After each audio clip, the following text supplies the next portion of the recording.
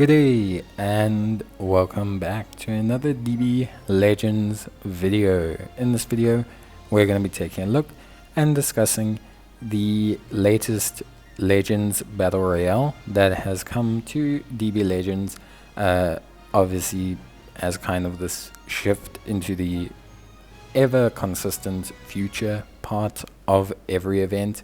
So basically, we're going to be looking at the Legends Battle Royale that features a future category or future Trunks Saga episode requirement. So you can only use units that consist from the future Trunks Super episode, which is obviously the Goku Black episode or saga with future Trunks. So pretty standard stuff. They do also nullify endurance, and they create a kind of buff against powerful opponent category units, but it doesn't seem to be too significant, so you can kind of work your way around that.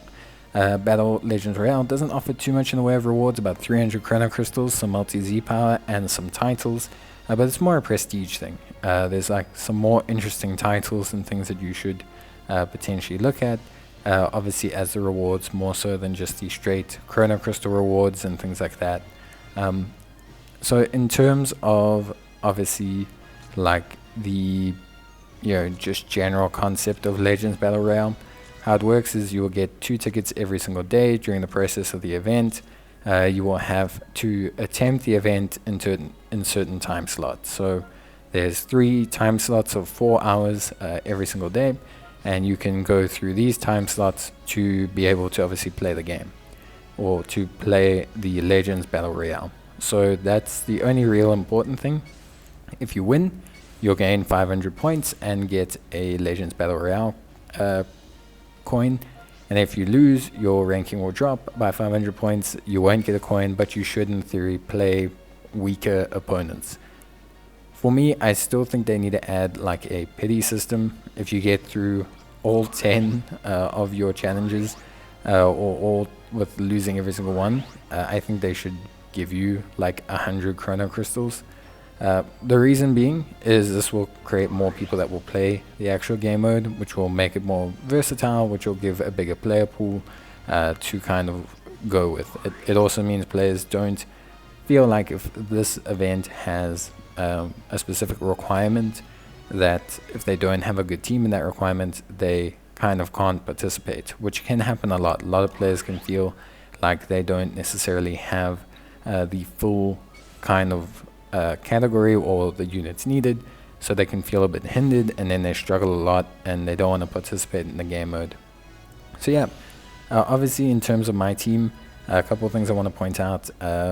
So obviously it's a little bit more limited than just future. It's the actual Trunks Saga, specifically the Goku Black one, so you are a little bit more limited for choice. I've kind of just gone with what I feel is okay at the time. I actually think the Super Saiyan 2 Trunks is pretty good.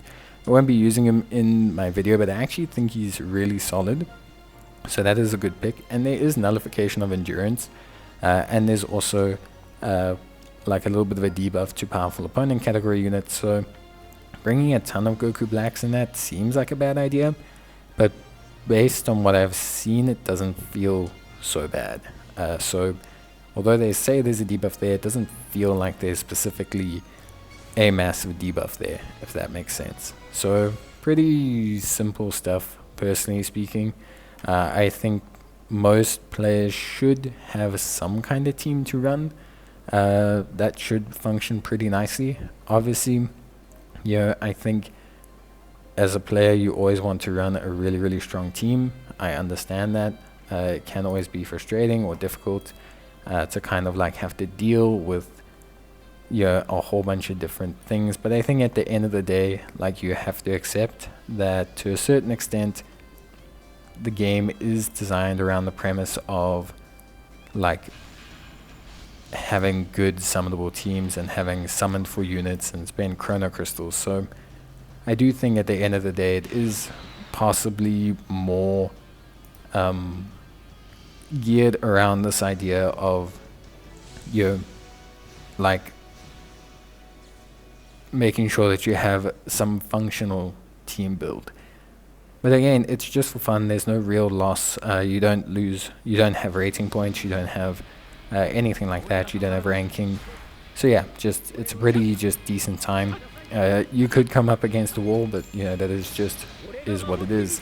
Um, I think I've always kind of suggested that they move the concept of Legends Battle Royale to being a pre-season event before RP events or rated seasons, and to give like a 2-day break to most content, because for me, like, it enables players to take a break.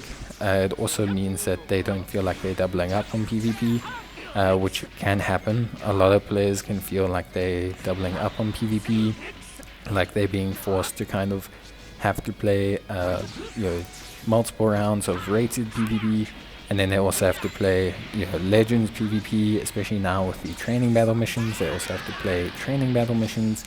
So it is just like relatively a lot of PvP that's going on, which I think can be slightly draining to some of the player base. Like, a lot of people don't like, well, not, if you're playing Legends and you don't like PvP, probably better to play something else.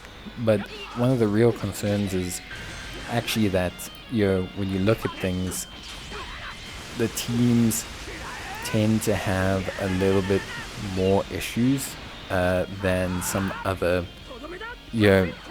teams, and it feels like there's a lot of pressure to play with a subpar team, and then it's not an enjoyable experience overall. So I do think that's something to be aware of for most players. Like, I do think that's fair, and I would say that it's definitely something I think you should get like more aware of. I think you should be more like have less obligation to play PvP and do these kind of things. But with that being said, it's just for fun. At the end of the day, there's not like a huge issue with playing PvP. The game is centered around PvP, so you should enjoy playing PvP. So maybe some people do want to have to play a couple rounds of PvP every single day, and they enjoy there is less pressure in Legends Battle Royale. I, for one, don't even play remotely properly for Legends Battle Royale. I don't get nearly as into it as I do for rated PvP, and that's just simply because of that understanding that it's not really worth as much as other forms of PvP. I mean, I probably don't even play it as much as I play I probably don't even play it as much as I play or as hard as I play the treasure battle. Like, treasure battle feels more important for me to get a good win, or to clear all the missions in the first fight, than like this feels important to win.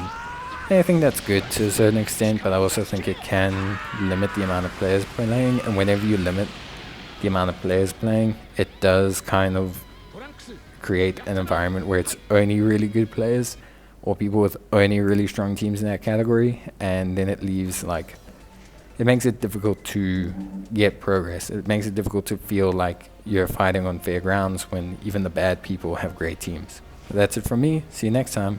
Bye.